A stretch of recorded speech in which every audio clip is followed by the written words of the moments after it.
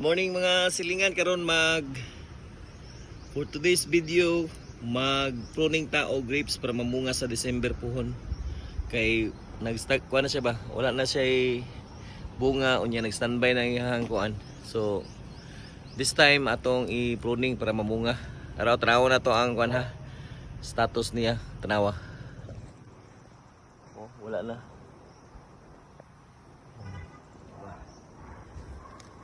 So need na nga siya i-prune para mamunga na. Sige, nainay na ito pruning.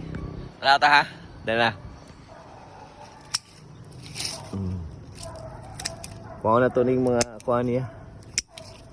Mga daan niya, mga dahon. Tara. So ang pag-pruning ani gikan sa pruning cane. So muyap lang kag duha. One nodes niya, 1, 2, dili ka magputol.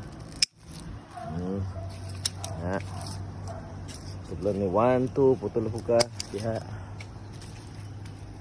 Mabata dito na putol. Para sa niyo 1, 2, dili ka magputol. O mga silingan, naman akong pruning. Nawa, upaw na o. Ang grapes na isang kuan batanon ba to? Rayang puno. Yang punuan. Pat lang. Isa dra.